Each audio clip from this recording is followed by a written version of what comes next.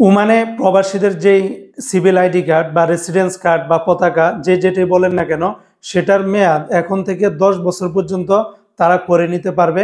তাও আবার প্রতি বছরের জন্য 5 থেকে 10 রিয়াল ফি দিলেই তারা টানা 10 বছরের জন্য করে দিতে পারবে।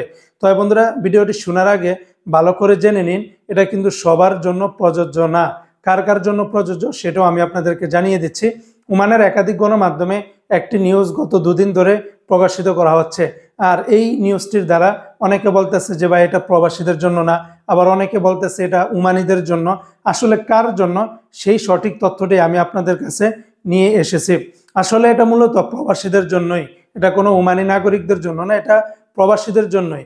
বাট কোন ধরনের প্রবাসী সেটা কিন্তু এখানে উল্লেখ করেনি। তবে এখানে একটা বিষয় স্পষ্ট আকারে উল্লেখ করে দিয়েছে যে যে সমস্ত প্রবাসীদের মানে ভিসার মেয়াদ বা এই যে পতাকার মেয়াদ, সিভিল আইডির মেয়াদ 10 বছর করা হবে, সেটা একমাত্র মানে পুলিশের উপরে নির্ভর করবে বা তার ভিসার উপরে নির্ভর করবে, অথবা তার কোম্পানি, তার মালিক, তাদের উপরে নির্ভর করবে।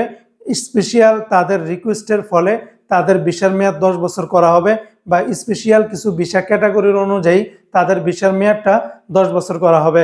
এবং প্রতি বছরের জন্য 5 থেকে 10 রিয়াল করে ফি নিবে, এবং আনুষঙ্গিক অন্যান্য খরচ যেগুলো আছে সেগুলো তো লাগবেই।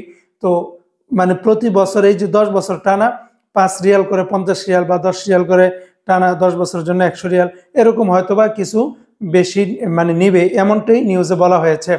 তবে এটা আমভাবে সবার জন্য না। এখন অনেকে লেবারের কাজ করে, বিল্ডিং এর সাইডে কাজ করে, অনেকে খাদ্যামার কাজ করে, অনেকে বাকালাতে, অনেকে রেস্টুরেন্টে। আসলে সবার জন্য এটা 10 বছরের জন্য করা হয়নি। নির্দিষ্ট এবং কিছু ভিন্ন বা কিছু স্পেশাল মানে পেশার জন্যই মূলত এই আইনটি করা হয়েছে। আশা করি সবাই বুঝতে পারছেন। তবে সবার জন্য এই 10 বছরের ভিসার মেয়াদ বা 10 বছরের পতাকার মেয়াদ কেউই কখনো করতে পারবেন না।